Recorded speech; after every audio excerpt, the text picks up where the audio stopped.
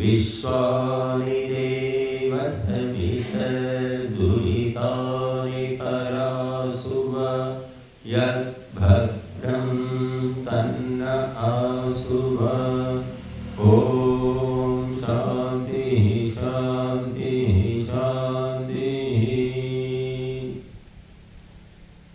భక్తులు,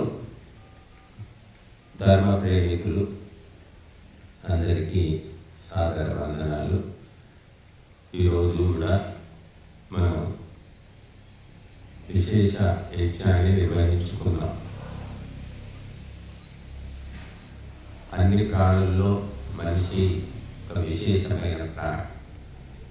అన్ని ప్రాణులు గింజలు, పండ్లు, కూరగాయలు, ఆకులు, అలములు ఎలా దొరికితే అలా తినేస్తాయి. మనిషి ఒక్కడు మాత్రమే అగ్ని పక్వం చేసుకొని తింటాడు. వీడు పరిమాణ చరిత్ర రాసి పెట్టారు కదా. ఆది మానవుడు ఉండేవాడు, బట్టలు లేకుండా ఉండేవాడు. తర్వాత కొంతకాలం తర్వాత ఆకులు అలములు కట్టుకున్నాడు. తర్వాత పశువులను చంపి తోళ్ళు కట్టుకున్నాడు, తొక్కలు కట్టుకున్నాడు. ఈ చరిత్ర అంతా మన పిల్లలు చదివిస్తున్నారు. ఇంకా అంటే అంతకంటే ముందు ఏమిటంటే కోతులు, కొండముచ్చులు, అది మనిషి. వాటి నుంచి మార్పు చెంది క్రమంగా మనిషిగా మారాడు. కోతిని పుట్టించిన దేవుడు మనిషిని పుట్టించలేదట. కోతులు, కొండముచ్చులు ఏప్స్ అంటారు. ఏప్స్ నుంచి క్రమంగా ఎవల్యూషన్ మార్పు చెందుతూ మనిషి ఆకారం వచ్చిందంట. ముందే మనిషి ఆకారం ఉంది అంటే నష్టం ఏముందంట? ఇష్టం లేదు వాళ్ళ. భగవంతుడు మామిడి చెట్టు ఇచ్చాడు, జామ చెట్టు ఇచ్చాడు, వేప చెట్టు ఇచ్చాడు, అన్ని చెట్లు ఇచ్చాడు కదా. వేప చెట్టు మామిడి చెట్టు అవుతుందా? మామిడి చెట్టు జామ చెట్టు అవుతుందా? దేని విత్తనం దానికే ఉంది కదా. వాడు ఒప్పుకోడు. అది సైన్స్ అట. కోతులు, ఒక రకమైన కోతులు అంటాడు. మళ్ళీ ఆ కోతుల నుంచి పరిణామం మార్పు చెందుతూ మెల్లిగా మనిషి ఆకారం వచ్చిందంటాడు. కొన్ని కోట్ల సంవత్సరాలు అయిందట దాన్ని. ఇలాంటి పిచ్చి కథలన్నీ కూడా చరిత్ర అని చెప్పి, సైన్స్ అని చెప్పి చదివిస్తుంటే మన వాళ్ళు తిరిగి తక్కువై వింటూ ఉన్నారు. ఎందుకంటే అవి చదవాలి, అవి రాస్తే మార్కులు ఇస్తారు.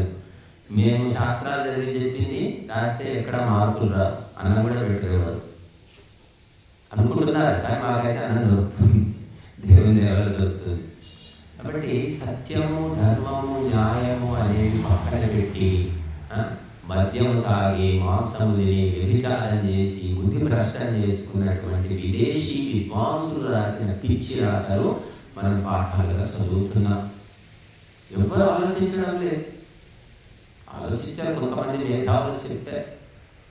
ఇదంతా సొల్లువాగుడే తప్ప నిజం కాదు అని చెప్పారు.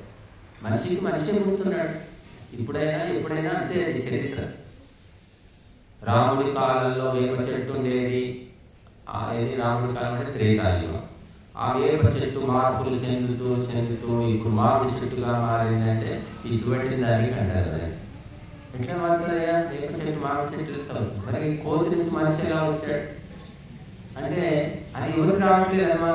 అదే చదువులు, ఇంగ్లీష్ చదువులు లక్షలు వచ్చి చదివిస్తూ ఉన్నారు. మరి మనిషి సరే కోతి నుంచి క్రమంగా మార్పు చెందాడు. ఎవరు చెప్పలేదట. స్కూల్ లేదు, టీచర్ లేదు, గురువు లేదు, పాఠాలు లేదు, ఏమీ లేదు. మనిషి స్వయంగా జ్ఞానం వచ్చేసిందట. బట్టలు కట్టుకోవాలని తెలివి వాడికి వచ్చింది. నిప్పును మనిషి కనిపెట్టాడట, చక్రాన్ని కనిపెట్టాడట. ఇవన్నీ కనిపెట్టుకుంటూ పోయాడు ఒకటి తర్వాత ఒకటి. మరి ఇప్పుడు కనిపెట్టడం లేదంటే ఇప్పుడు ఎందుకు మరి పాఠాలు నేర్చుకుంటున్నాడు? ఆ తెలివి ఏమైంది? ఇప్పుడు చెబితే కానీ మనం తెలుసుకోలేము. పిల్లవాడిని స్కూల్కి పంపితే కానీ వాడికి చదువుతారు. మరి అప్పట్లో ఏమీ లేనప్పుడే వాడు అన్నీ తెలుసుకున్నాడట. ఇప్పుడు ఏం తెలుసుకోవట్లేదంటే సమాధానం ఉండదు. ఎప్పుడైనా మనిషికి విద్య లేకుండా, గురువు లేకుండా ఏది తెలియదు. చెప్పకుండా భాష కూడా రాదు. పిల్లల్ని గాలికి వదిలేస్తే వాడికి మాటలు రావండి. పిల్లల్ని ఒళ్ళో పెట్టుకొని అమ్మా అమ్మా నాన్న నాన్న అని 100 సార్లు చెప్పితే అప్పుడు మెల్లిగా కదలిక మొదలవుతుంది. అలా చెప్తే వచ్చేదే కష్టం. ఇంకా కొంతమంది అది చెప్పగా కూడా అందిపుచ్చుకోరు. ఆలస్యంగా మాటలు వస్తాయి. వాళ్ళు 5 ఏళ్ళకు వస్తాయి, 6 ఏళ్ళకు వస్తాయి. కొంతమంది 7, 8 ఏళ్ళకు వచ్చిన వాళ్ళు కూడా ఉన్నారు. కొంతమంది తొందరగా 2 ఏళ్ల వయసుకే చక్కగా మాట్లాడిస్తూ ఉంటారు. అన్నీ బుద్ధి దోషాలను బట్టి, సంస్కార దోషాలను బట్టి జరుగుతూ ఉంటాయి. బట్టి మన శాస్త్రాలను, వేదాలను చదవకపోవడం వల్ల ఎవరు ఏ సొల్లు మాట్లాడినా అదే నిజం అనుకుంటున్నారు అందరూ.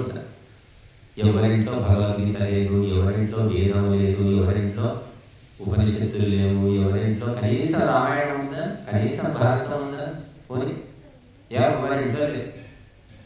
ఇంట్లో మాత్రం ఆడవాళ్ళకైతేనేమో 500 చీరలు, మగవాళ్ళకైతేనేమో 30 పాయింట్లు, 40 ప్యాంట్లు, టీషర్ట్లు, ఏవో చెత్త అంతా ఉంది, జమ చేసి పెట్టుకున్నారు.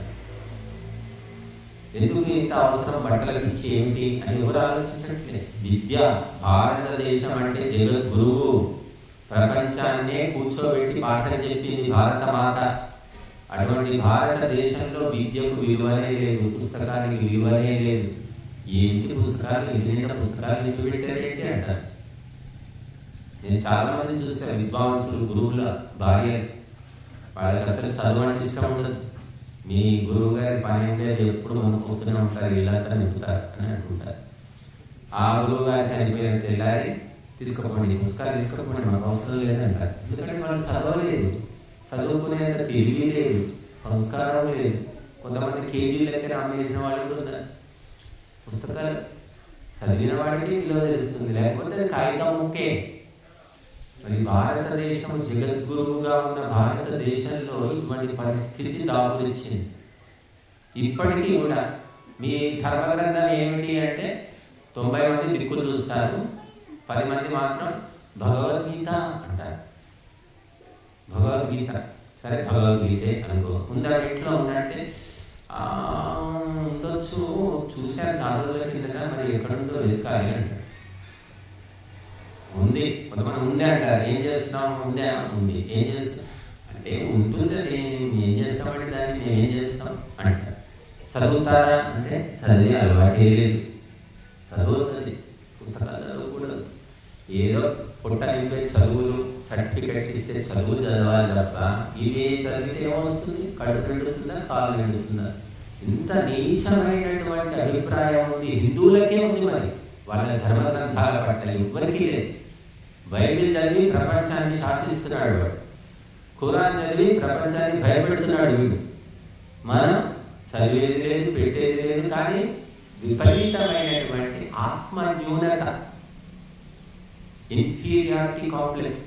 ఈ పుస్తకాలు చదివితే చెడిపోతామేమో, పాడైపోతామేమో, అలా తల్లిదండ్రులు అలాగే అనుకుంటున్నారు, పిల్లలకి అదే చెప్తున్నారు. వాడు చదివితే కోపం వేసి పుస్తకం పట్టుకున్నాడు.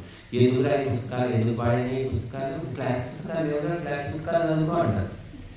ఏదో మా పూర్వజన్మ పుణ్యం వల్ల మా నాన్నగారు మాత్రం ఆ పుస్తకాలు, ఈ పుస్తకాలు అన్నీ తెచ్చి నింపేవాడు. ఏంటో చదువుకో అంటారు. క్లాస్ పుస్తకాలు చదివేవాడు, ఈ పుస్తకాలు చదివేవాడు అంటే చెప్పే తల్లిదండ్రులు ఎక్కడున్నారు? మహాపురుషుల జీవిత చరిత్రలు చదివితే చాలిక మన జీవితమే మారిపోతుంది. పనికి మాలిన సీరియళ్ళు, చెత్త సీరియళ్ళు, జీడిపాకం సీరియళ్ళు, బంగ సీరియళ్ళు చూసుకుంటూ కూర్చుంటున్నారు ఆడవాళ్ళు. పూర్తిగా బుద్ధిశుద్ధి అయిపోతుంది ఆడవాళ్ళు. ఆ సీరియల్లో చూసినట్టు వీళ్ళు కూడా తయారవుతున్నారు, లేదా వీళ్ళని చూసి ఆ సీరియల్ చూస్తున్నారు. కారణాలు ఏంటో మనకు తెలియదు. అలాగా హిందువులంతా కూడా స్వయం వినాశనం వైపు వెళ్ళిపోతున్నారు. స్వాధ్యాయానికి విలువ లేదు. ప్రతిరోజు ఒక పుస్తకం, ఏదైనా ధార్మిక గ్రంథం, ఒక పేపర్ చదవాలి కనీసం అని ఎంతమంది అనుకుంటున్నారు? ఎంతమందికి అలవాటు ఉంది? అసలు చదవకపోతే చదవకపోయారు. మరి మీరే అలవాటు ఏమన్నా? ఈ ఫోన్లు వచ్చి పడేదా? ఫోన్ పెట్టుకొని కూడా వినొచ్చు. ఫోన్లో భగవద్గీత ఉంది, రామాయణం ఉంది, వేదాలు ఉన్నాయి, ప్రతి ఒక్కటి ఉంది, అర్థంతో సహా ఉందండి. తెలుగు అంటే తెలుగు, హిందీ అంటే హిందీ, ప్రతి భాషలో ఉన్నాయి శాస్త్రాలు. కొంతమంది వింటారు ఆయన ప్రవచనాలు, చాగంటి కోటేశ్వరరావు, ఇంకొక ఆయన వెంకటపాటి నరసింహారావు, సామవేదం, షణ్ముఖ శర్మ, ఇంకేదో పుల్లయ్య, మల్లయ్య, వీళ్ళ ప్రవచనాలు బాగా వింటూ ఉంటారు. అందులో ఏముంటుంది అంటే కాళిదాసు కవిత్వం కొంత, నా పైత్యం కొంత అన్నట్టు ఉంటుంది. వాళ్ళు చెప్పేవన్నీ కూడా పురాణాల్లో పుక్కిటి పురాణాలు చెప్తున్నారు వాళ్ళు. పాపం వేదాలు చెప్పరు, ఉపనిషత్తులు చెప్పరు, మరి ఉపవేదాలు కానీ దర్శన ఏది చెప్పరు పాపం, వాడి జోలికి పోరు వాళ్ళు పాపం. వాళ్ళకి తెలియకపోవచ్చు, తెలిసినా కూడా చెప్తే వీళ్ళకి అర్థం కాదేమనుకుంటారు మన నాకే. కానీ అన్నిటికంటే సరళమైనటువంటిది వేదమే. వేదము కఠినము కాదు, వేదమే అత్యంత సరళమైనటువంటిది, సహజమైనటువంటిది. దానికి అసలు పూర్తిగా ఎక్కడో మూల తోసేశారు. స్వయంగా వేదమే చెప్తుంది మనకు, తుతామయ వరద వేదమాత అంటుంది. వేద మాత్రమే చెప్తుంది. వేదమాత తల్లి కఠినమా సరళమా చెప్పండి. అందరికీ తల్లులు ఉన్నారు కదా. తల్లిని అర్థం చేసుకోవడం కఠినమా, తల్లిని అర్థం చేసుకోవడం కఠినమా చెప్పండి. ఎవరిని అర్థం చేసుకోవడం కఠినమా? తండ్రి కదా. ఎందుకంటే బయట తిరిగి వస్తాడు, ఎప్పుడు ఏం చేస్తాడో తెలియదు, ఎప్పుడు అరుస్తాడో, ఎప్పుడు కోపం వస్తుందో ఏమో తెలియదు. తల్లి ఇంట్లోనే ఉంటుంది కాబట్టి కూల్ మైండ్తో ఉంటుంది. సరే, ఆమె కోపం వచ్చినా కూడా కొంతసేపే ఉంటుంది, రోజంతా కోపంగా ఉండాలి ఆడవాళ్ళు. సరే, ఇప్పటి ఆడవాళ్ళు వేరు. ఈ మధ్య ఇంగ్లీష్ చదువు చదివేసి వాళ్ళు అంత పూర్తిగా వాళ్ళ మైండ్ సెట్టింగ్ మారిపోతుంది. కనుక తల్లి సరళ, తల్లిని అర్థం చేసుకోవడం తేలిక. ఒక తల్లిని అర్థం చేసుకుంటే ఒక్కొక్క తల్లి ఒక్కొక్క రకమే ఉండదు. ఇంచుమించు అందరూ కూడా మైండ్ సెట్టింగ్ అదే ఉంటుంది. మరి వేదాన్ని మాత అని చెప్తున్నాడు భగవంతుడు. మరి మాతను అర్థం ఎవరైనా అర్థం చేసుకుంటారు. అమ్మ ఎవరికైనా అమ్మ అంటారు. మనం అప్పుడప్పుడు వీడియో చూస్తున్నాం ప్రత్యక్షంగా. కుక్క పిల్లికి పాలిస్తుంది, ఆవు కుక్కకు పాలిస్తుంది, కోతి కుక్క పిల్లలు పెంచుతుంది. చూడండి, ఎన్ని వీడియోస్ పెట్టారు రకరకాల. వాటి జాతి వేరే, వీటి జాతి వేరే, అయినా ఆ తల్లి ఆ బిడ్డలను చిరదిస్తుంది. మరి మనుషులు ఏం చేస్తున్నారు? సాటి మనిషిని చంపుతున్నారు. నిన్న చదివారు పేపర్లో, తల్లి సొంత బిడ్డలు ఇద్దరిని ల్యాండ్ వేసి చంపింది, ఇద్దరు చంపింది, ఇంకొక రాసు బతికిపోయాడు. వాటిని కూడా చంపడానికి ముహూర్తం పెట్టుకుంది, కాబట్టి బయటపడింది. తల్లి చంపింది అనే విషయం బయటపడింది. చూడండి ఎటువంటి సంఘటనలు వింటున్న మానవ సమాజంలో. మరి జంతువులు అలా చేస్తున్నాయి. ఎందుకు ఇలా మనిషి బుద్ధి భ్రష్టుపట్టింది? ఎవరు ఆలోచిస్తున్నారు? గవర్నమెంట్ ఆలోచిస్తున్నారు, మేధావులు ఆలోచిస్తున్నారు. ఎవరికి పట్టింది? ఎవరింట్లో చచ్చిపోతే మనకి పోయేది? ఇద్దరిని ప్లాన్ వేసి చక్కగా చంపేసి ఏడ్చినట్టు చక్కగా, నా బిడ్డలు ఎవరో ఏం చేశారు, ఎవరో విషం పెట్టాడు, ఎవరో పీక విసిగాడు అని.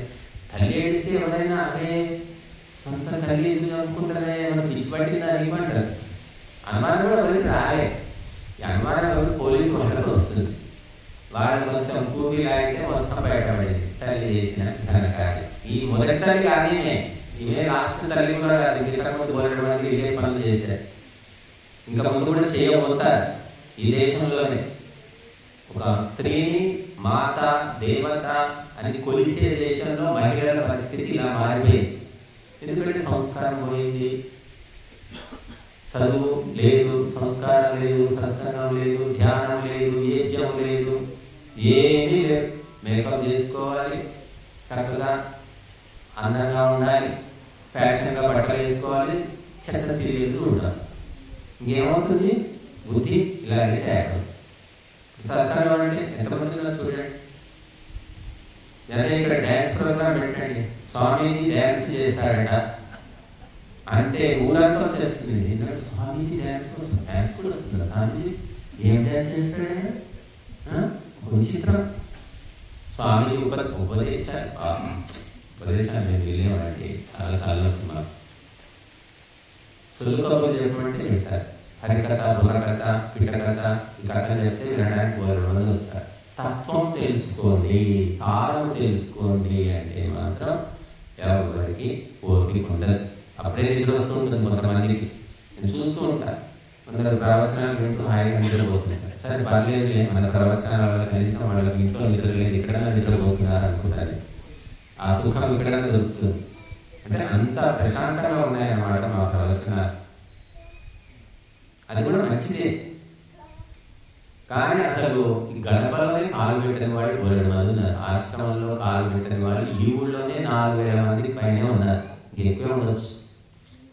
ఏమిటంటే మనిషికి కడుపు నిండా తిండి దొరుకుతుంది, కంటి నిండా నిద్ర ఉంది, ఒక ఇల్లు ఉంది, బ్యాంకులో ₹1,00,000 ఉన్నాయి, 10 లక్షలు ఉన్నాయి, నాకేం అవసరము, ఏమో ఆ చెప్పే ఉపదేశాలు అవి కూటికి వచ్చేవి కాదు, కాటికి వచ్చేవి కాదు.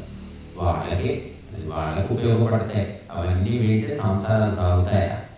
ఇట్లా ఉంటాయి వాళ్ళ ఆలోచన. స్వామీజీ చెప్తారు నిజమే, కానీ మనం చేయలేదా?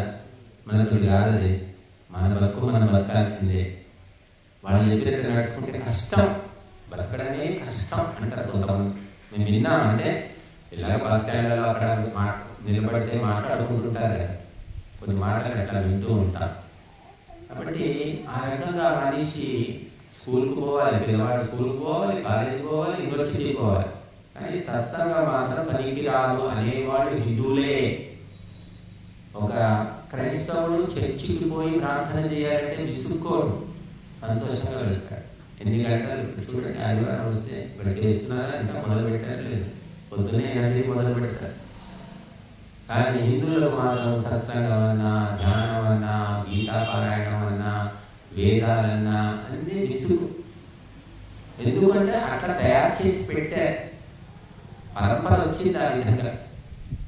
భారతదేశం జగద్గురువు అనే పరంపర మర్చిపోయే, ప్రపంచంలోకి వెళ్ళి మూర్ఖులు ఉన్న దేశం భారతదేశం చెప్తే బాధపడతారు అందరూ.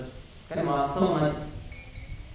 ప్రతి ఒక్కరూ తమ ధర్మాన్ని, తమ పరంపరను అనుసరిస్తున్నారు. చూడండి, క్రైస్తవులు 200 ఏళ్ళు ఈ దేశంలో ఉన్నారు, పరిపాలించారు కదా. వాడు వచ్చేటప్పుడు ఎలా వచ్చాడు? సూటు, బూటు, కోటు, చేతులకు గ్లోవ్స్ అన్నీ ఉన్నాయి కదా, టై గియ్యి అన్నీ ఉన్నాయి.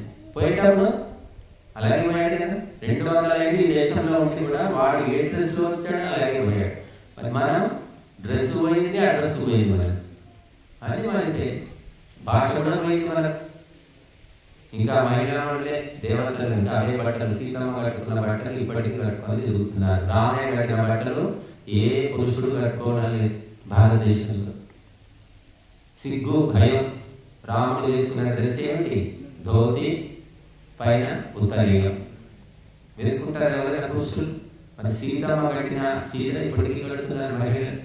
ఇక మహిళల వల్లనే ఈ దేశంలో ఇంకా సంస్కృతి, సభ్యత, కట్టు, గుట్టు, జుట్టు అన్నీ ఉన్నాయి. మగవాళ్ళంతా కటింగ్స్, జుట్టు కటింగ్. ఆడవాళ్ళు కటింగ్ చేసుకోలే. కొంతమంది ఇంగ్లీష్ చదువు చదివిన వాళ్ళు కట్, జుట్టు కట్, బాబ్ హెయిర్, సగం జుట్టు. ఎందుకంటే జుట్టు దువ్వాలి, జడ వేయాలి, నూనె పెట్టాలి, ఇవన్నీ ఎందుకు నెత్తిన కట్. కాబట్టి చాలా ఇన్ఫీరియారిటీ కాంప్లెక్స్, ఆత్మన్యూనత భావం హిందువులకే ఉంది. ఎందుకంటే హిందువులు సత్సంగం వెళ్ళరు. ఏ గురువు, ఏ పండితుడు చెప్పేవాడు కూడా లేడు. ఎవడో చెప్తే నిజమే మార్పు వస్తుంది, చెప్పేవాడు ఉంటే. ఇప్పుడు మేము చెప్తున్నాము, 10 మంది 20 మంది వింటున్నారు. అసలు చెప్పడమే లేకపోతే మార్పు లేదు, వినేది లేదు. ఆ విధంగా గుడికి వెళ్తారు, కొబ్బరికాయలు కొడతారు, ప్రసాదం తింటారు, చెంపలు వాయించుకుంటారు, ప్రదక్షిణ చేస్తారు, వస్తారు. 20 ఏళ్ళు కాదు, 30 ఏళ్ళు కాదు, 60 ఏళ్ళు అయినా అదే పని. Process, mechanical process. ఉపదేశం లేదు, సందేశం లేదు, ఏమి లేదు. చర్చికి వాడు చక్కగా బైబిల్ చెప్తారు. వాడు మీరు ఒక 5 వారాలు చర్చికి వెళితే మీకు తెలియకుండా మీరే మారిపోతారు. మీరు 50 ఏళ్ళు గుడికి పోండి, ఏ మార్పు ఉండదు. ఎక్కడున్నా గొంగళి అంటే వేసిన చోటే ఉన్నా కంబళి అన్నట్టు. ప్రసాదం బాగుంటుందండి అని ఒకటి మాత్రం, ఫలానా శనివారం వెళ్తే ప్రసాదం బాగుంటుంది, ఫలానా గుడిలో ప్రసాదం బాగుంటుంది, అంతవరకు తెలుసుకుంటారు.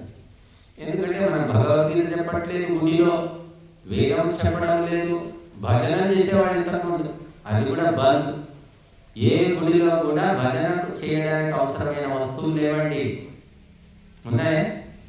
ఒకప్పుడు గుడిలో భజన చేసుకోవడానికి ఏముండేది? హార్మోనియం ఉండేది, తాళాలు ఉండేవి, తబలా ఉండేది, లక్ష్మణ్ తెలుసు. ఇప్పుడు ఉన్నాయా? ఇప్పుడు గుళ్ళలో ఏం లేదు. గుళ్ళో లేవు, ఉన్నా కూడా చేసేవాడు లేడు. ఇది మన శ్రద్ధ. అదే మీరు చర్చికి పోండి, మొత్తం ఇన్స్ట్రుమెంట్స్ ఉండేవాళ్ళు. వాళ్ళు 2 గంటలు భజన చేస్తారు, ఆ క్రైస్తవ పాటలు పాడతారు. ఎంత భయంకరమైన పరిస్థితి ఉంది హిందువులది. ఇది ఎవరో చేసింది కాదు, మళ్ళీ స్వయంకృతం, మనమే చేసుకున్నాం. ఇది దీనికి కర్త కర్మ క్రియ హిందువులే, గురువులు, ప్రధానంగా గురువులు. ఇక సెకండరీ శిష్యులు. పాఠం చెప్పని గురువు అంటే చాలా ఇష్టం. పాఠం చెప్తే నేర్చుకోవాలి, నెత్తినొప్పి, హోంవర్క్ చేయాలి, ఇంకొక నెత్తినొప్పి, పరీక్ష రాయాలి, ఇంకో నెత్తినొప్పి. అసలు చెప్పకుండా పీడమైంది. చెప్పని గురువులు చాలా మంచి వ్యక్తులు. ఇక మాలాగా మైకులు పట్టుకొని ఇస్తే ఏమో చెప్తా ఉంటారండి, అన్నీ మాకు అర్థం కాదు, మేము చేయలేము అంటారు. అర్థం కానిది చేయలేని ఎవరు చెప్పట్లేదు ఇక్కడ. మనిషి ఏమి చేయగలుగుతాడో అవే వేదం చెప్తోంది. మనిషి చేయలేనిది భగవంతుడు కూడా చెప్పడు. తల్లి బిడ్డ చేయలేని పని అప్పచెప్తుందా? తల్లికి తెలియదా బిడ్డ ఏం చేస్తుందని? భగవంతుడికి తెలియదా నువ్వు ఏం చేయగలుగుతావో? అదే చెప్తున్నాడు భగవంతుడు వేదంలో. కానీ మనిషి బుద్ధి భ్రష్టమైంది కాబట్టి చేయలేనంటున్నాడు. మాంసాహారం తినకండి, మాంసాహారం తినంట. ఏం మాట్లాడుతున్నారు స్వామి? మా తాత ముత్తాతలంతా మాంసం తింటారు, వాళ్ళు తినే కులం, మేము తింటాం, మేము కూలినాలు చేసుకుంటాం, రైతులను మేము తింటాం అంటాం. రైతులైనా ఎవరైనా తినకూడదమ్మా, అది మనిషి ఆహారం కాదు, దానివల్ల నష్టం కలుగుతుంది. ఏం రోగాలు వస్తాయి?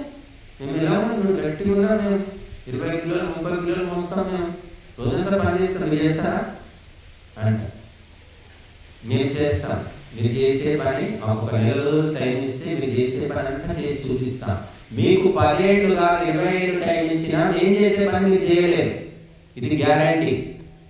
ఎందుకంటే ఇది బుద్ధితో చేసే పని, అది శారీరక శ్రమ, ఫిజికల్ వర్క్. ఒక 1 నెల రోజులు వేరువేరుగా కష్టపడి ఎట్లా పడ్డా నేర్చేసుకోవచ్చు, అది కష్టం కాదు.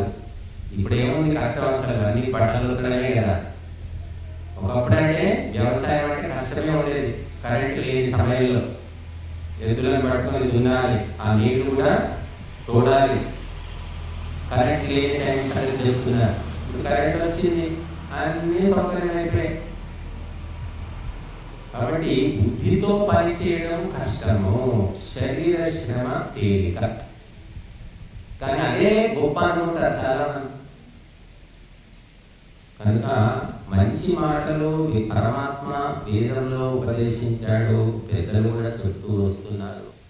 కానీ మనిషి అలవాటు పడిపోయి అది వదిలిపెట్టాలంటే భయపడుతున్నాడు. చచ్చిపోతానేమో, అనారోగ్యం వస్తుందేమో, బలం తగ్గిపోతుందేమో, చుట్టుపక్కల నా మిత్రులు బంధువులు నన్ను పట్టించుకోరేమో, పక్కన పెడతారేమో, వెక్కిరిస్తారేమో అని కూడా అనుకుంటారు.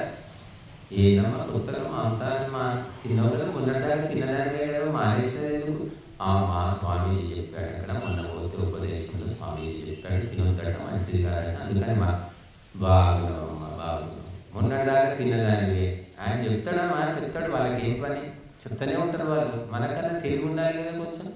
పిల్ల పెళ్ళి ఎట్లా చేస్తావు చెప్పు, కొడుకు ఎట్లా వచ్చే బంధువులకి ఏం పెడతావు, ఎవరు వస్తారు నీ ఇంటికి, ఇక భయపడతారు స్టార్ట్. ఇక 2 రోజుల్లో బ్రెయిన్ వాష్, ఇక ఉపదేశం గాలికి ఎక్కడ పోతుంది మళ్ళీ మొదలు.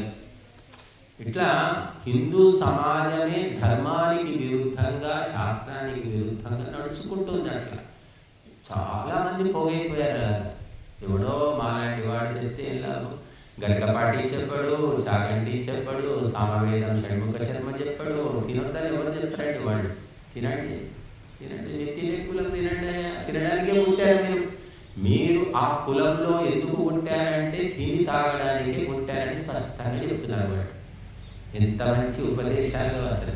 అటువంటి గురువులు ఇక్కడికి వచ్చుంటే బాగుండేది. మా కర్మ కొద్ది ఇక్కడికి వచ్చాము. ఆ గురువులు అయితే కరెక్ట్ సరిపోయేది. ఎందుకంటే వాళ్ళు వద్దన్నారు, ఏది వద్దన్నారు, అన్నీ చేసుకోవడం. మనిషి జన్మ పుట్టింది అందుకు, అన్నీ ఎంజాయ్ చేయాలి, ఏది వదిలిపెట్టద్దు అని చెప్తున్నారు వాళ్ళు. అందుకే లోకప్రియం అయిపోయారు. అందరూ వాళ్ళ రావాల్సిన పెట్టుకుని ఉంటారు. ఏం విన్నావమ్మా చెప్పమ్మా అంటే ఏముండదు అక్కడ. 30 ఏళ్ళ నుంచి వింటున్నా అంటున్నారు, కొందరు 20 ఏళ్ళ నుంచి మేము వాళ్ళ ప్రవచనాలు వింటున్నారు. మరి ఏం విన్నారు మాకు చెప్పండి. ధర్మం అంటే ఏంటో చెప్పండి. What is the definition of ధర్మ అంటే దిక్కులు చూస్తారు, ఎవరికి ఏం లేదు. వింటూనే ఉన్నారు, స్కూల్కి పోతూనే ఉన్నాడు, సంవత్సరం అంతా పోతున్నాడు, కేరే కూర్చున్నాడు. నువ్వు రోజు పొద్దునే పోతావు కదా స్కూల్కి, 9 స్కూల్ అంటే 8కే పోయి కూర్చుంటావు, ఒక్కరోజు కూడా డుమ్మా కొట్టలేదు, ఎందుకు ఫెయిల్ అయ్యావు అని అడుగుతారు. వాడికి తెలియదు, వీళ్ళకి తెలియదు. అలా ఉన్నాయి ఈ ఉపన్యాసాలు, ఉపదేశాలు, సందేశాలు. కారణం ఇవ్వద్దు, తాము చావద్దు, అవి ఉపదేశాలు. ఆ ఉపదేశాలు జనాలంతా ఎగబడి వింటూ ఉంటారు. కాబట్టి స్పష్టంగా వేదాలు, ఉపనిషత్తులు, దర్శనాలు మనకు చెప్తున్నాయి. ప్రతి ఒక్క విషయంలో స్పష్టత, ఇది ఇంతే, నీ ఇష్టమైతే నడుచు ఈ మార్గంలో, లేకపోతే వదిలేసుకో. 2 దారులు, 2 నాలికలు లేవు, ఒకటే మార్గం. అంతేగాని పక్క దారి, దొడ్డి దారి, వెనుక దారి, రకరకాల దారులు లేవు. వేదమాత ఒకటే మార్గాన్ని చెప్తుంది. నీకు చాతనైతే నడువు, లేకపోతే దండం పెట్టి ఏ దారి పడతావో పట్టు, నీ ఇష్టపడి. కనుక బుద్ధిమంతురాలైన తల్లి పిల్లలకు రకరకాల సులుకబులు చెప్పదు, ఒకటే మాట చెప్తుంది. బుద్ధి ఉన్న తల్లి, ఇంకా బుద్ధి లేని తల్లి, నీ ఇష్టం బిడ్డ, నువ్వేమైనా చేసుకో బిడ్డ, తింటే తిను, లేకపోతే లేదు, ఎన్నో రకాలుగా మాట్లాడుకుంటున్నారు. కాబట్టి వేదమాత బుద్ధిమంతురాలు, సంస్కారవంతురాలు. కాబట్టి సంతానము బాగుపడే విషయాలు చెప్తుంది. ఇప్పటికి ఇప్పుడు మనకు నచ్చకపోవచ్చు, మేము చెప్పే మాటలు చాలా మందికి నచ్చకపోవచ్చు. కానీ కొన్ని ఏళ్ళు గడిచిన తర్వాత వాళ్ళే, స్వామీజీ మీరు 20 ఏళ్ల కింద మాకు మాంసాహారం తినొద్దని చెప్పారు, మొన్న మా డాక్టర్ గారు నాకు క్యాన్సర్ వచ్చింది, మాంసం తినొద్దని చెప్తున్నాడు, మీరు చెప్పినట్టు అప్పుడే వినుంటే క్యాన్సరే వచ్చేది కాదు అని వాడు అంటాడు. 20 ఏళ్ళ తర్వాత ముందే చెప్తాను మేము, ముందు చెప్తే నచ్చదు. డాక్టర్ చెప్పాలి, దేనికైనా వాడు 50,000 లక్ష రూపాయల ఫీజుల గురించి పిచ్చి పిచ్చి పరీక్షలన్నీ చేసి, blood test, urine test, scanning, ఎక్స్రేలు, ఇంకేమేమో ఉన్నాయి చెత్త అంతా, అన్నీ చేసి 1 లక్ష రూపాయలు ఖర్చు పెట్టాక నీకు క్యాన్సర్ వచ్చింది, నీవు ఇది తినకూడదు, అది తినకూడదు, మద్యం మానేసేయి, సిగరెట్లు మానేసేయి, చచ్చుకుంటావు, 1 రోజుల్లో చస్తావు అని చెప్పి, అప్పుడు నిజమా, అయ్యో అయ్యో అని అప్పుడు మానేసి. ముందే చెప్తే మాత్రం పనిలేదు పాటలేదు, ఊరికే మేము కష్టపడి సంపాదించుకుంటున్నాం, మేము చెమటోడు సంపాదిస్తున్నాం, మాకేంటి మాటలు చెప్తున్నారు మీరు అని అనుకుంటాడు మనసులో. మొహం మీద అనలేని, ఇంకా మర్యాద ఉంది, మనసులో అనుకుంటారు. కాబట్టి హిందువులకు ఒక దిశ లేదు, దశ లేదు, ఒక పుస్తకం లేదు, ఒక గురువు లేడు, ఇష్టం వచ్చినట్టు ఎగిరి విస్తరాకులు ఎగిరిపోయినట్టు ఎగిరిపోతున్నారు. ఆ భగవద్గీత చదివేయడమయ్యా అంటే ఎంతమంది చదువుతారు? ఎవరు లేదు. వారానికి ఒకరోజు చదవండి కూర్చొని, వారానికి ఒక్కరోజు అరగంట చదవండి, ఒక అధ్యాయం చదవండి. చదవకపోతే కనీసం క్యాసెట్ పెట్టుకోండి, ఫోన్లో పెట్టుకొని పుస్తకం పట్టుకొని చూడండి. అంటే కూడా అది అయ్యే పని కాదండి, కష్టము. ప్రతి వారము ఆదివారం వచ్చిందంటే ఇక మాకు 6 రోజులు వర్క్ చేసుకుంటాము, మాకు సెలవు ఉంటే 6 రోజులు పనులు ఉంటాయి, మందుల దగ్గరికి పోవాలి, ఏమో చెప్తుంటారు కానీ అన్నీ మనకే ఉంటాయి. కాబట్టి దీనికి అన్నిటికీ కారణం ఏమిటంటే శ్రద్ధ లేదు, ఆసక్తి లేదు, విశ్వాసము లేదు, బుద్ధి లేదు, ఇవన్నీ లేదు, ఏమీ లేవు అన్నమాట. దీనికి సంబంధించి ఉండవు. కనుక హిందువులను బాగు చేయడం కష్టం కాబట్టి వీళ్ళని దోచుకోవడం తేలిక. బాగు చేసే మాటలు చెప్తే కష్టం కదా. ఒక రాయిని కొండ మీద తీసుకెళ్ళాలంటే కష్టం, తోసేయడం తేలిక. అందుకని స్వామీజీలంతా ఒకటే పని, దోచుకోవడమే, దోచుకోవడం, దోచుకోవడం, దాచుకోవడం, దోచుకోవడం, దాచుకోవడం. మేము దోచుకోవడం ఏం లేదమ్మా, ఎవరైనా ఇస్త్రీ తీసుకుంటున్నాం, ఎవరిని కూడా అడగట్లేదు మేము, ఇంత ఇస్తావా, అంత ఇస్తావా. ఇప్పుడు హోమంలో కూర్చున్న వాళ్ళకు టికెట్ పెట్టారు, ఇక్కడ ఊళ్ళోనే చేశారు, ఊళ్ళో 1000 రూపాయల టికెట్ కూర్చుంటే. మేము 1 పైసా ఇవ్వని వాళ్ళు కూర్చుంటున్నారు, 1000 ఇచ్చిన వాళ్ళు కూర్చుంటున్నారు, అందరూ అదే కూర్చుంటున్నారు, అదే మంత్రాలు అక్కడే కూర్చుంటున్నారు. దీన్ని నిష్కామ కర్మ అంటారు. మరి నిష్కామ కర్మ చేయమని భగవద్గీత చెప్తుంది. ఆ చెప్పిన భగవద్గీతను ఎంతమంది అనుసరిస్తున్నారు?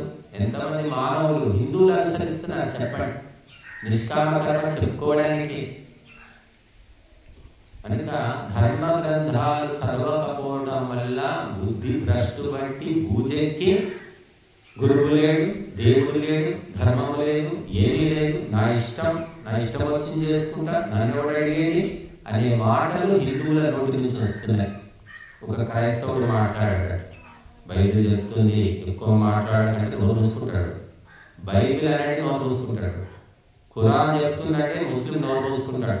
భగవద్గీత చెప్తుంది అంటే చెప్తే చెప్పిందే భగవద్గీత, ఒడి కావాలి ఒడి భగవద్గీత అనేవాళ్ళు హిందువులే. వేదం చెప్తుంది, ఆ వేదాలు ఎవరికి తెలుసు, ఎవరు చదివారు, ఎవరు చేసుకున్నారు, నా ఇష్టం అని ఇటువంటి మాటలు, వంకర మాటలు మాట్లాడేది హిందువులే. నా 35 ఏళ్ల జీవితంలో ప్రచారంలో తిరిగి తిరిగి చెప్తున్నాయి మాట, పుస్తకాలు చదివి చెప్పట్లేదు. కాబట్టి బుద్ధి పట్టిన బూజు దులుపుకోవాలి అంటే సత్సంగాలకు రావాలి. గురువులు, సద్గురువులు చెప్పేది వినండి, సొల్లు గురువులు కాదు. బోధ గురువులు మాట వినండి, బాధ గురువుల మాట వినకండి. కోట్లు కోట్లు కోట్లు జమ చేస్తున్నారు స్వామీజీ, వాళ్ళకి అందరికీ అదే ఇష్టం. కోట్ల స్వామీజీ ఉంటే చాలా సంతోషం. నేను స్వామీజీ ఏం లేదు, మీకు ఏముంది, ఎక్కడ ఏముంది, కారు కూడా ఎన్ని 13 లక్షల 14 లక్షల 50 లక్షల కారు ఉంటే అబ్బో చాలా గొప్ప స్వామీజీ. అది 12 లక్షల 14 లక్షలు ఉన్నాడు. ఇట్లా లెక్కలు వేస్తున్నారు హిందువులు. స్వామీజీ కూడా ఒంటి మీద ఏముంది స్వామీజీ, బంగారం లేదు, ఉంగరాలు లేవు, మెడలో హారాలు లేవు, బొట్లు లేవు, ఏం స్వామీజీ. ఇది హిందువుల లెక్కలు ఇలా ఉంటాయి. ప్యాకేజింగ్ చూస్తున్నారు. లోపల సరుకు ఏమిటి అవసరం లేదు, సరుకు లేకపోయినా సంతోషమే, పైన ప్యాకేజ్ మాత్రం స్ట్రాంగ్ ఉండాలి. ఇవన్నీ ఇప్పుడు పుట్టిన బుద్ధులు. గీత, ఒక్క భగవద్గీత సరిగ్గా చదివినా చాలా బాగుపడ్డాను. భగవద్గీత మొత్తం కూడా అవసరం లేదు నన్ను అడిగితే. ఒక్క గాయత్రి మంత్రం చాలు మనిషి బుద్ధి బాగుపడ్డానికి. శ్రద్ధాసక్తులతో ఒక గాయత్రి మంత్రం నేర్చుకున్నా జీవించుకున్నా కూడా మనం బాగుపడతాం. ఇంకా అంతా కూడా ఓపిక లేదంటే ఓంకారం చాలు.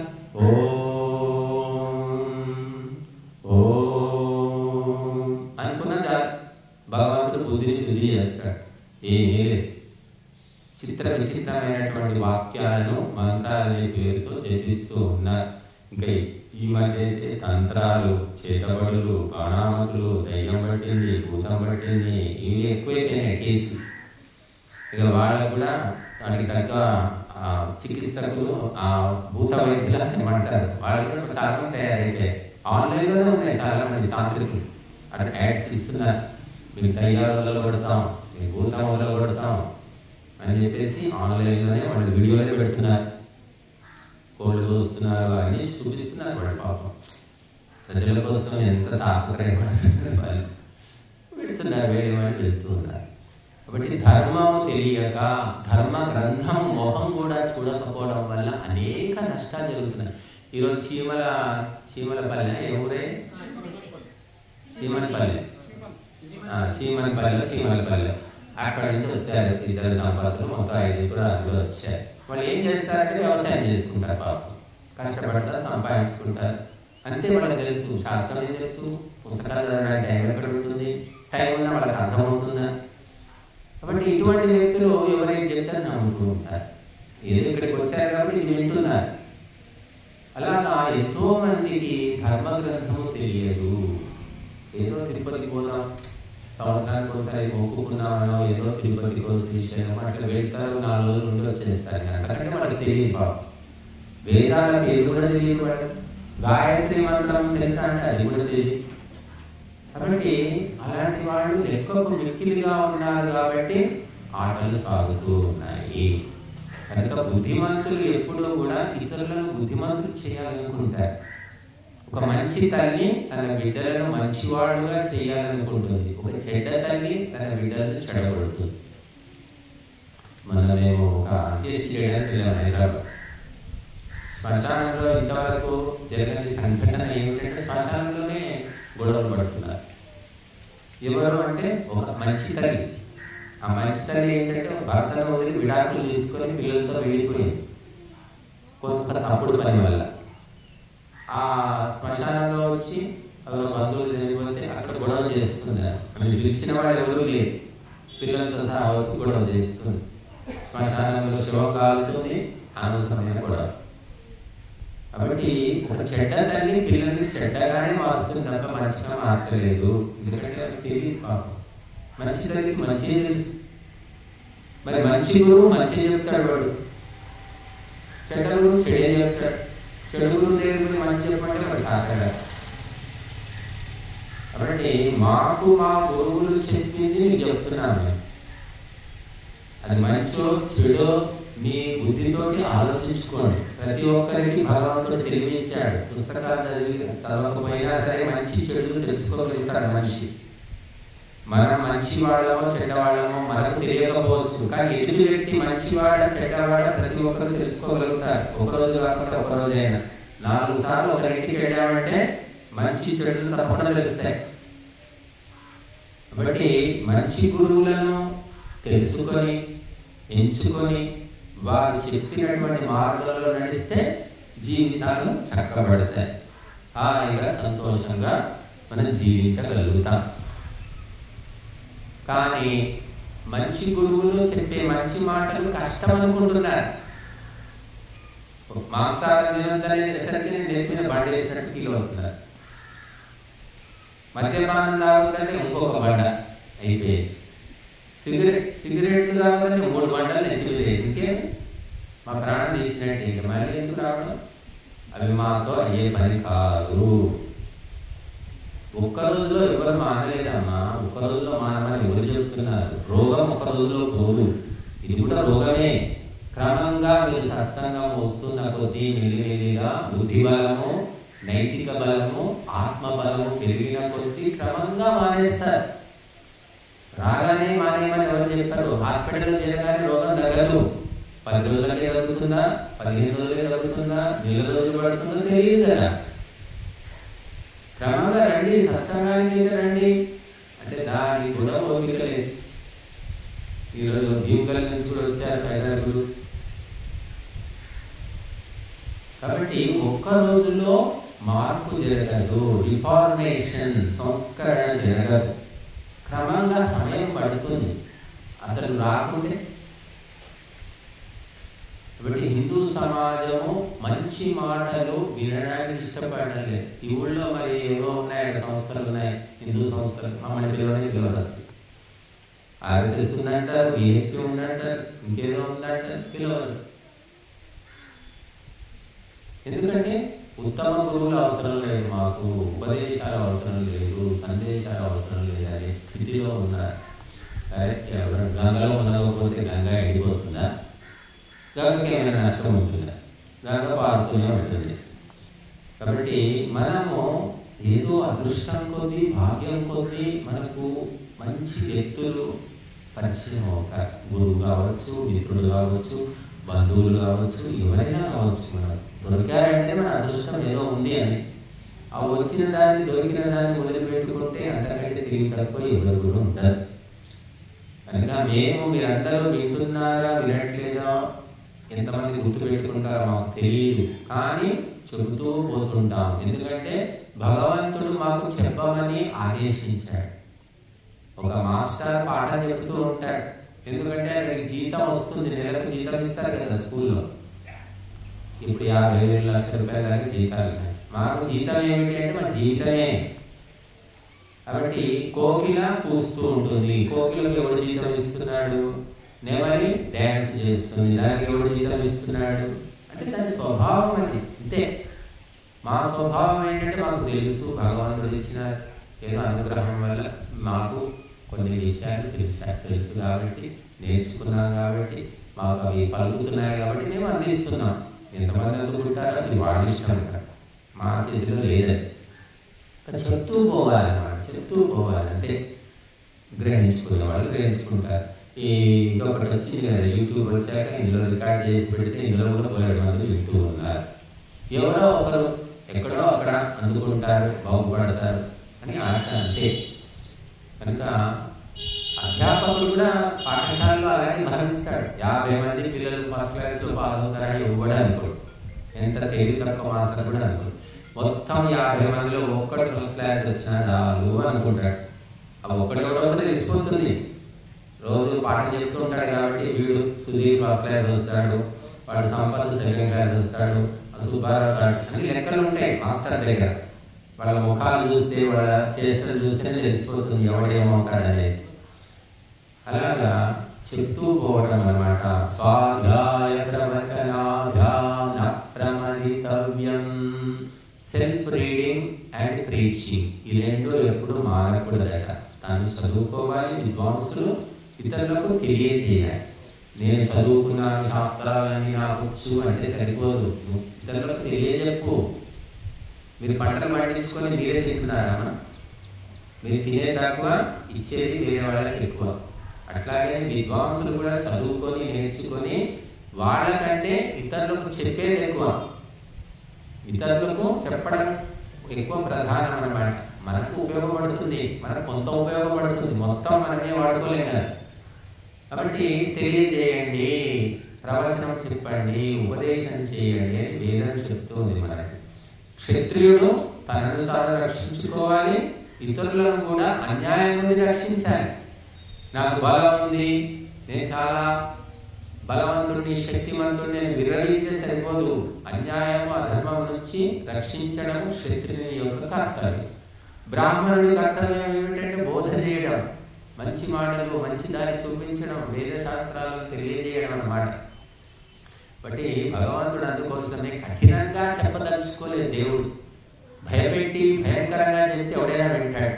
ముస్లింలు చూడండి, వాళ్ళేంటి, ఖురాన్ నమ్మితే సరే, లేకుంటే సిర్ తన్ సే జుదా, సర్ తన్ సే జుదా, సర్ తన్ సే జుదా అంటున్నారు. తలకాయ తీసి పారేస్తామంటున్నారు. మనకు అలా చెప్పట్లేదు పరమాత్మ. వేదమాత అంటున్నాడు, ఒక తల్లి చెప్పినట్టుగా నీకు వేదాలు ఉపదేశిస్తున్నాయి, ప్రేమతో చెప్తుంది తల్లి, కఠినంగా చెప్పదు, భయపెట్టదు. ఆ విధంగా వేదాలు మనకు చాలా ప్రేమతోటి, చక్కటి మాటలతోటి చాలా సరళంగా చెప్తున్నాయి అన్నమాట. తల్లి మాటలు అర్థం కావడానికి డిక్షనరీలో అవసరం లేదండి.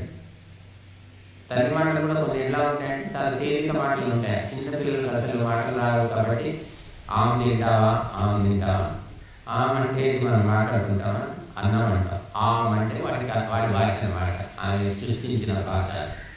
మరి లాల పోసుకుంటావా అంటే ఎవరైనా అంటారు, పెద్దవాడు లాల పోసుకున్నావా రాజేష్ అంటారు. పిల్లలకు అన్నమాట, పిల్లలకి డిక్షనరీ లాల పోసుకో, జోల వాడతాం, బజ్జు, ఆక్షిపోదాం. ఆక్షి అంటే బయట తిరగడం అన్నమాట. అది ఆ బూచి అంటే ధైర్యం. ఇలా ఒక డిక్షనరీ ఉంది, అమ్మల డిక్షనరీ. అట్లా వేదమాత డిక్షనరీ కూడా వేరు. వేదాలు ఎందుకు అర్థం కాలేదంటే ఇటువంటి శబ్దాలు ఉన్నాయి వేదంలో. వేదము మాత డిక్షనరీ వేరు. ఆ మాత డిక్షనరీ నీకు ఎప్పుడు అర్థమవుతుందంటే నువ్వు బిడ్డమైనప్పుడు అర్థమవుతుంది. నువ్వు కామం, క్రోధం, అహంకారం అన్ని పెట్టుకుని వేదాలు చదివితే ఎక్కడ అర్థమవుతాయి? ఒక తల్లి అర్థం కావాలంటే త్యాగం ఉండాలి, తపస్సు ఉండాలి, ప్రేమ ఉన్న వ్యక్తికి తల్లి అర్థమవుతుంది. అవేమీ లేదు. తల్లి దగ్గర ఉన్న ఆస్తులన్నీ దోచేసుకోవడం, ఆమె సేవలన్నీ పొందడం, ఎగనామా పెట్టి వెళ్ళిపోవడం, కొడుకులు చేసే పని ఇప్పుడు అదే. సరే కూడలు వచ్చింది, సరే ఆమెకు అనుకూలంగా భర్త నడుచుకో, జీవితం ఎంతో ఉంది. మరి తల్లికి చాటుగానే చేయవచ్చు అనుకుంటే, ప్రతి ఒక్కటి ఆ భార్య లెక్క చూస్తుందా? చెప్పండి, ఆలోచించి. మనసు ఉంటే మార్గం ఉంటుంది అంట. కనుక మనసున్న వాళ్ళు చేస్తూనే ఉన్నారు. తల్లిని దూరం పెట్టినా కూడా ఆమెకు సౌకర్యాలు ఇస్తున్నారు, డబ్బులు ఇస్తున్నారు, తెలియకుండా అన్ని సాయం చేసేవాళ్ళు ఉన్నారు. ఇంకా చెయ్యకుండా నీకు తెలుసులేదనే దాని సంగతి, నీకు దగ్గరకు వస్తేనే ఓర్చుకోలేదు, ఇక పైసలు ఎక్కడి నుంచి ఇస్తాను నేను అని ఇట్లా తప్పించుకునే వాళ్ళు కూడా ఉంటారు. కాబట్టి తల్లిని అర్థం చేసుకోవడానికి బిడ్డ కావాలి. ఆ బిడ్డ పెద్దయ్యాక అర్థం కాదు, మళ్ళీ ఆ తల్లి ఇంకో రకంగా అర్థం చేసుకుంటాడు. చూడండి, ఎందుకంటే చిన్న బాబుగా ఉన్నప్పుడు అవసరం. అప్పుడు ఇక ఆ చిన్న బాబు దశలాడిపోయింది, 20 ఏళ్ళు వచ్చాయి, 25 ఏళ్ళు వచ్చాయి, అప్పుడు బుద్ధి మారిపోతుంది. అలాగే నీకు వేదమాత అర్థం కావట్లేదంటే నీకు రాగద్వేషాలన్నీ జమైపోయినాయి, చెత్త జమైంది నీ మనస్సులో, అది శుద్ధి చేసుకోవాలని చెప్తున్నారు. అందుకే యోగ దర్శనం ఎందుకు ఉంది అంటే ఈ మనస్సును శుద్ధి చేసుకునే విధానం అన్నమాట. అప్పుడు నీకు వేదం అర్థమవుతుంది. ఇప్పటికీ కోలని మంది ఉన్నారు, వేద పాఠశాలకు వెళ్ళండి, యజుర్వేదం మొత్తం కంఠస్థం చేస్తుంటారు, సామవేదం కంఠస్థం, ఋగ్వేదం కంఠస్థం. తిరుపతిలో ఉంది వేద పాఠశాల, చాలా చోట్ల ఉంది. పిల్లలు ఎదురు చిన్న పిల్లలు ఉంటారు, పాపం వేదం మొత్తం చేస్తూ ఉంటారు సస్వరంగా. కానీ వాడు 20 ఏళ్ళు కానీ వాడికి 60 ఏళ్ళు వచ్చినా కూడా ఒక వేదంలో ఒక ముక్క అర్థం కాదు. అర్థం కాదు రాదు తెలుసుకోవాలని ఇష్టం కూడా ఉండదు. ఎందుకంటే వేదం అంటే తల్లి అర్థం కావాలంటే నువ్వు బిడ్డ హృదయం ఉండాలి. మీరు చూస్తుంటారు డాక్టర్లు రకరకాల డాక్టర్లు ఉన్నారు కదా మనకు. ముక్కు డాక్టర్, మూతి డాక్టర్, చెయ్యి డాక్టర్, కళ్ళు డాక్టర్, అన్ని రకాల డాక్టర్లు ఉన్నారు. దీనితో పాటుగా పిల్లల డాక్టర్ అని కూడా ఉంటాడు. Paediatrist, children specialist. Children specialist అని అనుకుంటాను. దానికి ప్రత్యేకంగా చదువుతారు. పిల్లలకు వచ్చే జబ్బులు ఏంటి, వాళ్ళ మనస్తత్వం ఏంటి, అవన్నీ వాళ్ళు స్పెషల్ కోర్స్ ఉంటుంది. అది ఎవరు ఎంచుకుంటారు అంటే దాని మీద ఇంట్రెస్ట్ ఉన్నవాడు ఎంచుకుంటాడు. అంటే చిన్నపిల్లలు అంటే ఇష్టం ఉన్నవాడు, చిన్నపిల్లల మనస్తత్వం ఇష్టం ఉన్న వాళ్ళే ఆ డాక్టర్ చదువుతారు. వాళ్ళు ఆ పిల్లల్ని కూడా అలాగే ట్రీట్ చేస్తారు. బాబు బుజ్జి కన్నా నోరు తిరగమ్మా అలా మాట్లాడుకుంటూ వాడికి ఇంజక్షన్ ఇస్తారు. ఆ చిన్న పిల్లలతో కూడా చిన్నపిల్లల్లాగానే వాళ్ళు కలిసిపోయే స్వభావం ఉన్న వాళ్ళే ఆ కోర్సు తీసుకుంటారు. అది పద్ధతి అన్నమాట. మీకు వేదాలు అర్థం కావాలంటే చెత్తంతా పెట్టుకుని వేదాలు అయితే ఏమర్థం అవుతుంది? మనసులన్నీ కామక్రోధాలన్నీ కూడా ఉన్నాయి, రాగద్వేషాలు. అందుకని ఇన్ని చదువుతున్నారు వేదాలు, మొత్తం కంఠస్థం చేసినా కూడా ఎవరికి అర్థమై చావట్లేదు. జిఎస్ఆర్ దగ్గర కూడా పోలేడున్నారు, మనకున్నారు వేదాలు చదివేవాడు, ఎన్నో చోట్ల ఉన్నారు. కానీ ఎవరికి వేదం తెలియదు. అందుకోసమే మనశ్శుద్ధి చేసుకో.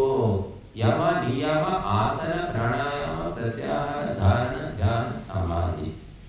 యమ నియమాలు, ఎంట్రన్స్ టెస్ట్, ప్రవేశ పరీక్ష, అహింస, సత్యము, అస్తేయము, బ్రహ్మచర్యము, అపరిగ్రహము, శౌచము, సంతోషము, తపస్సు, స్వాధ్యాయము, ఈశ్వర ప్రణిధానం, ఇవన్నీ ఆచరిస్తే మనస్సు శుద్ధి అవుతుంది. శుద్ధమైన మనస్సుకు వేదాలు అర్థమవుతాయి, సృష్టి రహస్యం అర్థమవుతుంది, భగవంతుడు కూడా అర్థమవుతాడట. ఆ ప్రక్రియ అసలు లేదా, ఎడ్యుకేషన్లో లేదు, సొసైటీలో లేదు, ఫ్యామిలీలో లేదు, వ్యక్తిలో లేదు. ఫస్ట్ పాయింట్ ఏంటి? అహింస. అహింస దగ్గరే ఒక మొదలు పెడతారు, అయిపోయింది. అహింస ఎక్కడ? మనస వాచ కర్మణ. సరే, కర్మణ చాలా మంది మానేస్తారు, చెప్పగా విని మాంసాహారం చాలా మంది మానేస్తారు, కర్మణ మానేశారు. వాచాహింస మానాలి. సెకండ్ స్టెప్ ఏంటి? వాచాహింస. అంటే వాక్కుతో హింస చేయకూడదు. అంటే నోటితో కఠినంగా మాట్లాడడము, తిట్టడము, విక్రించడము, చాడీ చెప్పడము, అబద్ధాలాడము, ఇవన్నీ కూడా హింస కిందికి వస్తాయి. ఇవన్నీ చేయకూడదు, అది కష్టం. మాంసాహారం మానడం పర్వాలేదు, మానేయచ్చు. కానీ ఇది నోటిని కంట్రోల్లో పెట్టుకోవడం కష్టం కదా. సరే, నోరు కూడా కంట్రోల్లో పెట్టుకున్నాం, అయిపోయిందా? అయిపోలేదు, ఇంకా మనస్సు ఉంది లోపల. మనస్సుతో కూడా చెడు ఆలోచించకూడదు. వాడు నాశనం కావాలి, వీడు చెడిపోవాలి, పీడమైంది, ఇలాంటి ఆలోచనలు రాకూడదు. మనస్సుతో కూడా హింసమయమైన ఆలోచనలు చేయకూడదు. అందరూ బాగుండాలి, ఊరంతా చల్లగా ఉండాలి, 10 మంది పచ్చగా ఉండాలని సర్వే జనా సుఖినో భవంతు ఆలోచించాలి మానసికంగా కూడా. అప్పుడు పరిపూర్ణమైన హింస. ఇప్పుడు చాలా మంది మాంసాహారం మానేశారు, కానీ వాచికంగా కోపం వచ్చినప్పుడు అసలు నా సంగతి నీకేం తెలుసండి, నేను భార్య 30 ఏళ్ళ నుంచి చెబుతున్నా, బయటకు వస్తే బాగా మెయింటైన్ చేస్తాడు, ఇంట్లో ఎంత కోపం అనుకున్నారు, ఆల్చుకొని తింటాడు, అరుస్తూ ఉంటాడు, మీకు తెలియదండి, మీరు ఎప్పుడైనా వచ్చి చూడండి అని చెప్తుంటారు. బయట కనబడే రంగు వేరు, ఇంట్లో చూపించే అవతారం వేరు. ఇలా ఉంటాయి మనుషులు, రకరకాలు ఉన్నారు. ఇవన్నీ ఎక్కడి నుంచి వచ్చాయంటే ఆహారం నుండే వచ్చాయని చెప్తుంది శాస్త్రం. నువ్వు తిన్న ఆహారం నుండే నీ బుద్ధి ఎలా తయారవుతుంది. చప్పటి ఆహారం నేను మందిన పావులాగా అయిపోతాను. అదే మసాలా, ఉప్పు, కారం, సరే మాంసం తినకపోయినా ఉప్పు కారం బాగా ఘటించే వాళ్ళు ఉన్నారు, వాళ్ళు కూడా ఏం కోపతాపాలు తగ్గవు. హింసా దోషం అనేది ఉండదు తప్ప మిగిలినవన్నీ కూడా ఉంటాయి. కాబట్టి మనము ఆహార దోషాన్ని మొట్టమొదలు తొలగించుకోవాలి, అప్పుడే నీకు అర్హత దొరుకుతుంది. ఆహార దోషమే అన్నిటికీ మూలం. ఎంత తినాలి, ఎప్పుడు తినాలి, ఎలా తినాలి, ఎక్కడ తినాలి అనేది తెలుసుకుంటే లెక్క నీ మైండ్ కూడా బాగుంటుంది, పవిత్రమైపోతుంది. నీకు దైవతత్వము అర్థం చేసుకునే యోగ్యత క్రమంగా వస్తుంది. భగవంతుడు సరస్వతి పలుకుతుంది నీ నోటి నుంచి. నువ్వు ఆహారాన్ని ఎప్పుడైతే కంట్రోల్ చేస్తావో, నాలుకను కంట్రోల్ చేస్తావో, నాలుక మీద సరస్వతి నాట్యం ఆడుతుంది. కాబట్టి మనము ఈ అహింస అనేసరికల్లా అందరూ కూడా భయపడతారు. అందుకని చాలామంది ఆధ్యాత్మిక మార్గం లోపల చాలా తక్కువ మంది ఉంటారు. వస్తూ ఉంటారు, సత్సంగాలకు వస్తారు, పోతూ ఉంటారు. ఇప్పుడు 5 ఏళ్ళు అవుతుంది ఇక్కడ మనం ఈ కార్యక్రమాలు చేయబట్టి. చాలామంది వస్తున్నారు, ఏజెంట్లో పాల్గొంటున్నారు, చక్కగా 3 గంటలు 7 గంటలు కూర్చుంటున్నారు, వింటున్నారు, పోతున్నారు. ఒక్కరు కూడా మేము మాంసాహారం మానేశాము అని చెప్పడం లేదు. కొత్త వాళ్ళు ఎవరు నేను చూడటం లేదు. మారిన వాళ్ళు ఇంతకుముందు పాత వాళ్ళు ఉన్నారు. కొత్త వాళ్ళు ఎంతమంది మానేశారు అంటే ఇక మనకు తెలియదు. చెప్తూ ఉంటాను నేను అప్పుడు, మాంసాహారం మానేయండి, దీక్ష తీసుకోండి. ఇప్పుడు కాదు స్వామీజీ, ఇంకా పిల్లలు పెళ్ళికున్నారు స్వామీజీ, ఇంకా వాళ్ళు పెళ్ళి అయినప్పుడు చూద్దాము అంటారు. మరి 5 ఏళ్ళ నుంచి వస్తున్నావు నేను బాగా వస్తావు, శ్రద్ధ ఉంది, భక్తి ఉంది స్వామి, భక్తి ఉంది కానీ ఇంట్లో కుదరదు, మావిడ ఒప్పుకోదు అంటాడు. మావిడ ఒప్పుకోదా, నువ్వు ఒప్పుకోవాలి, మరి అట్లా ఉంటుంది అన్నమాట. ఇప్పుడు మొట్టమొదటి ఎంట్రన్స్ టెస్ట్ అహింస. అక్కడే అందరూ 90% మంది ఫెయిల్, ఇంకా మిగతా ఎక్కడ. అందుకే వేదాలు అర్థం కావడమే లేదు. కానీ నాకు అనిపిస్తుంది, నేను చదువుతూ ఉంటాను కదా, మొదట్లో నాకు కూడా అర్థం కాకపోయేది. ఆ చదివితే మా గురువుగా చెప్తే చదువు చదువు చదువు అంటే ఏమి వేదాలు చదివితే ఏముంది అని చెప్పి ఇది ఒకేలా అనిపిస్తుంది, అర్థం ఒకేలా అనిపించింది. క్రమంగా మరి బుద్ధి శుద్ధి అవుతున్న కొద్ది ఒక్కొక్క మంత్రంలో ఇంత గొప్ప అర్థం చెప్పారా. కనబడే అర్థం వేరు, కనబడిన అర్థం వేరు, అంత సూక్ష్మమైన అర్థాలు ఉన్నాయి వేదాల్లో. కాబట్టి మనము బుద్ధి శుద్ధి చేసుకుంటే వేదమాతను చదవాల్సిన పని లేదు, నీలోనే ఉంది వేదమాత. ఆ వేదమాత స్వయంగా ప్రకటితం అవుతుంది. అందుకే వేద మంత్రాలు చెప్తున్నాయి మనకు, యస్మిన్ రుచః సామయజోషి యస్మిన్ ప్రతిష్ఠితార్థనాభా వివారాః. ఆ చక్రము లోపల ఆ చుట్టూ ఉన్నటువంటి ఆ కర్రలు, ఆకులు అంటారు, ఆకులు మధ్యలో ఎట్లా ప్రతిష్ఠితమై ఉంటాయో చక్రం నడుమ, ఆ విధంగా నీ మనస్సు లోపల ఋగ్వేదం, యజుర్వేదం, సామవేదం అన్నీ కూడా ఉన్నాయి నీ మనస్సు లోపలే. కాకపోతే ఈ అజ్ఞానం, అవిద్య, అస్మిత, రాగద్వేష, అభినివేశాలనే చెత్త ఆవరించింది. అది తొలగించుకుంటే వేదమాత స్వయంగా గంగలాగా పొంగుతుంది అని చెప్తున్నాయి మంత్రాలు. నీ లోపల ఉన్నదే వేదాలు, బయట నుంచి నేర్చుకునేది ఏం లేదు. ఆ మనసుని శుద్ధి చేయి, శుద్ధి చేస్తున్న కొద్దీ బయటకు వస్తుంది, ఆ గంగ బయటకు వస్తుంది. మనం భూమిలో గంగ ఉంటుంది, తోగుతున్న కొద్దీ మెల్లిగా బయటకు వస్తుంది. కనుక రాగద్వేషాలు మనము శుద్ధి చేసుకోలేదనుకోండి, ఇవే రాగద్వేషాలతో చేస్తామనుకోండి, కాలం వస్తే అందరం రావాల్సిందే. చచ్చిన తర్వాత ఏమవుతాయి రాగద్వేషాలు అంటే, మళ్ళీ నెక్స్ట్ జన్మకు పోస్ట్ పోన్, మళ్ళీ ఆ జన్మలో అదే అవతారం, అదే భావనతో పుడతామన్నమాట. అవే ఉంటాయి. చిన్న పిల్లలు కొంతమంది విపరీతమైన కోపం ఉంటారు చిన్న వయసులోనే, కొంతమంది శాంతంగా ఉంటారు, కొంతమంది పిసినారులు ఉంటారు. చిన్నప్పుడే తెలిసిపోతుంది, పువ్వు పుట్టగానే పరిమళించును అన్నట్టుగా. ఇవన్నీ ఎక్కడి నుంచి వస్తున్నాయి అంటే గత జన్మల యొక్క వాసనలను తీసుకొని పుడతాడనమాట. కొందరు నేను పిల్లల్ని చూస్తే 3 ఏళ్ళు 2 ఏళ్ళ పిల్లలు ఏమనగా తీసిస్తూనే ఉంటారు ఇట్లా. కొంతమంది తీసి దాచిపెడుతుంటాడు అంత చిన్న వయసులో. అప్పుడైతే ఎవరు ట్రైనింగ్, అప్పటికే ట్రైనింగ్ ఉండదు కదమ్మా. ట్రైనింగ్ ఎప్పుడు ఇస్తామంటే 5-6 ఏళ్ళు వచ్చిన కొద్ది ట్రైన్ అవుతాడు. ఆ 2 ఏళ్ళ 3 ఏళ్ళ పిల్లలు కూడా అలా రకరకాలుగా విచిత్రంగా ప్రవర్తిస్తుంటారు. కొంతమంది 7 కోట్ల పిల్లలు ఏడుస్తూనే ఉంటాడు, 5 దానికి 10 దానికి ఏడుస్తుంటాడు.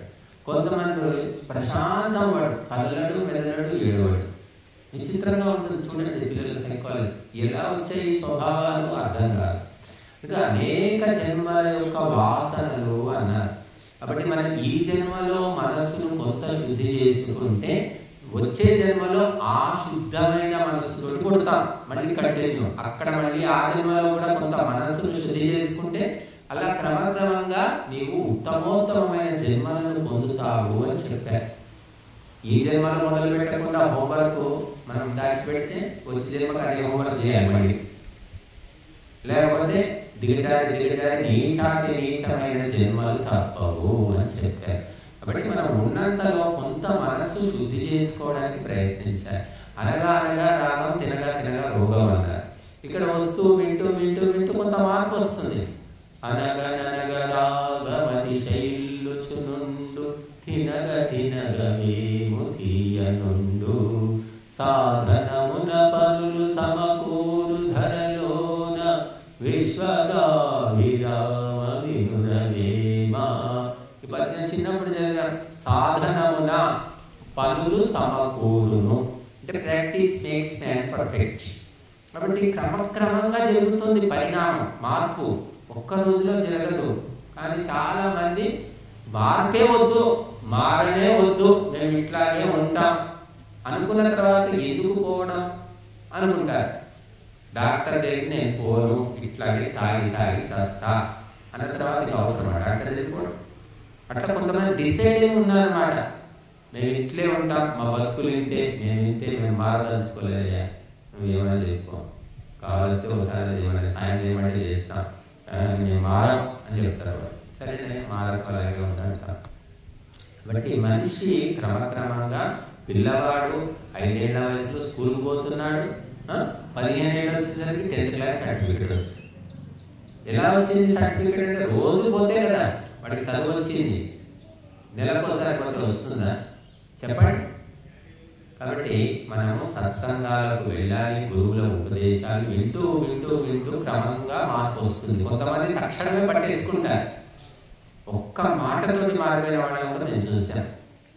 కొంతమంది ఎన్నో ఏళ్ళు పడుతుంది, కొందరికి రోజులు పట్టవచ్చు, వారాలు పట్టవచ్చు, ఏమైనా కావచ్చు. కానీ మనం ఎట్టి పరిస్థితుల్లో కూడా సత్సంగాన్ని మానుకోకూడదు. జీవితం అంటే వండుకోవడము, గిన్నెలు కడుక్కోవడము, ఊడ్చుకోవడము, తుడుచుకోవడము, బట్టలు ఉతుకోవడము, పైసలు జమ చేసుకోవడం, ఇదే జీవితం అనుకునేవాడు బోలెడు కోట్ల మంది గారు ఈ ప్రపంచంలో, దేశంలో కాదు.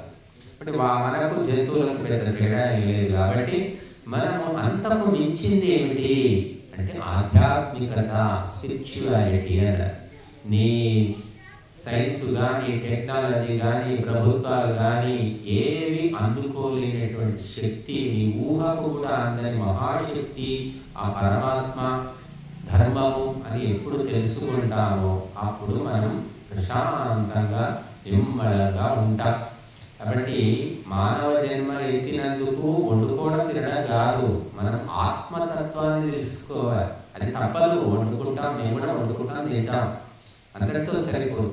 కనుక అసలైన ప్రధానమైన కర్తవ్యం ఏమిటి అంటే ఆత్మతత్వం తెలుసుకోవడము. అది చేయకుండా మీరు ఎన్ని చేసినా కూడా శవానికి చేసిన అలంకారం అంటారు. ఊరికి చేసిన ఉపకారము పీనుగకు చేసిన సింగారము అని అంటుంటారు. అలాగా నువ్వు ఆత్మతత్వం తెలుసుకోకుండా ఎన్ని అష్టైశ్వర్యాలు సంపాదించినా పీనుగకు అలంకారం చేసినట్టే. అలంకారం ఎందుకంటే శ్మశానం దాకా మనకి వస్తుంది. అక్కడికి పోయాక పూలదండం తీసేయండి, అవి తీసేయండి, అన్ని తీసి పారేస్తారు, తీసుకెళ్ళి తాళం పెట్టేస్తారు. అట్లా కాబట్టి బతికి ఉండగానే మనము శవంలాగా బతకకూడదు అనుకుంటే శివాన్ని తెలుసుకో. ఆ శివస్వరూపుడైన పరమాత్మను తెలుసుకోవడానికి కొంత ప్రయత్నం చేయి. రోజంతా ధ్యానం చేయమని ఎవరు చెప్పట్లేదు, రోజంతా యజ్ఞం చేయమని చెప్పట్లేదు. ఎప్పుడో ఒకసారి కొంత సమయాన్ని కేటాయించండి. మరీ పూర్తి గుడ్డి వాళ్ళలా కాకుండా, గుడ్డి కంటే వెళ్ళమేమో అంటారు. అలాగే అప్పుడప్పుడు ఇలాగా రావడం. మేము ఇక్కడ ప్రతి పౌర్ణమికి ఇక్కడ విశేషంగా కార్యక్రమం చేస్తున్నాం. పౌర్ణమి నాడు మరి అందరికీ యజ్ఞము, సత్సంగము, భజనలు, అందరికీ భోజనం కూడా ఉంటుంది. అలాగే ఇప్పుడు ఈ 10 రోజుల పాటు కార్యక్రమాన్ని పెట్టాము. ఇంతకుముందు కూడా 10 రోజులు వేద పారాయణ కార్యక్రమాలు చేశాం. అందరూ సహకరిస్తే, ప్రోత్సహిస్తే ఆర్థికంగా మరి సహకారం అనేది అందుతుంది. కానీ తక్కువ మొత్తంలో అందుతుంది. సక్రమంగా అందితే ఇంకా విశేషంగా మనం ఎన్నో కార్యక్రమాలు చేయవచ్చు. కాబట్టి మరి ఏదైనా అది ఎవరు ఎక్కడికి రావాలో అక్కడికి వెళతారు అని మనకు శాస్త్ర ప్రకారంగా. కాబట్టి మరి మన కర్తవ్యాన్ని చేసుకుంటూ పోవాలి. ధర్మాన్ని మనం తెలుసుకోకపోతే ఎన్ని జన్మలు ఎత్తినా కూడా లాభం అనేది లేదు. కాబట్టి ప్రధానమైన కర్తవ్యము పరమాత్మను, ధర్మాన్ని తెలుసుకోవడము. ఆ పని మీరందరూ కూడా చేయండి, ప్రేరణను పొందండి, ప్రోత్సాహాన్ని పొందండి. మరి మానవ జన్మ సఫలం కావాలి అంటే నీకు ఎంత తెలుసు ధర్మం గురించి, దైవం గురించి నీకు ఎంత తెలుసు అనేది ముఖ్యమైనటువంటిది. ఈనాడు హిందూ సమాజం అంతా సినిమా యాక్టర్లు వెంటబడ్డారు. సినిమా యాక్టర్లు చివరికి టీవీ ఆర్టిస్టులు అంటే కూడా ఎగబడుతున్నారు. మేము ఒకసారి ఒక క్లినిక్ ఓపెనింగ్ అయింది, అక్కడ హోమం చేయడానికి వెళ్ళాం. హోమం చేయడానికి వెళ్ళిన తర్వాత ఎవరో టీవీలో ఆర్టిస్ట్ అతను వచ్చాడు ఓపెనింగ్. అతను కూడా వస్తే జనమంతా ఎగబడుతున్నారండి. మామూలుగా ఎవరు పడించుకునేవాడే లేదు. అంటే ఎంత పిచ్చి ఉంది జనాలకు. సినిమా యాక్టర్లు కానీ, టీవీ యాక్టర్లు కానివ్వండి, రాజకీయ నాయకులు అంటే కూడా విపరీతమైన పిచ్చి. కారణం ఒకటే చెప్పారు కదా, నిన్న ఉన్నారు కదా, రాజసికమైన ఆహారం తిన్న తర్వాత సాత్వికులు నచ్చరు, సాత్విక కర్మలు నచ్చరు, బహిర్ముఖమైపోతుంది చిత్తం, అంతర్ముఖం కాదు. కాబట్టి అలాంటివి నచ్చుతూ ఉంటాయి. కాబట్టి మనకు మంచి ధర్మ కార్యక్రమాలు నచ్చాలి అంటే ఆహారం మార్చుకోను, ఆలోచన మార్చుకో, నడవడి మార్చుకో, సహజంగా నీకు నచ్చుతుంది. కనుక ఒకడు ఇవ్వడం సినిమా యాక్టర్లు మనకేం దోచిపెట్టడం లేదు, పైసా ఇవ్వడం లేదు. రాజకీయ నాయకులు కూడా మనల్ని దోచుకొని స్విస్ బ్యాంకులో దాచిపెట్టుకుంటున్నారు. వాళ్ళంటే ఇంత క్రేజ్ ఎందుకు ఉంది అంటే బుద్ధిహీనుడు కాబట్టి. బుద్ధిహీనుడు ఎందుకు అయ్యామంటే చెత్త ఆహారం తింటున్నావు కాబట్టి.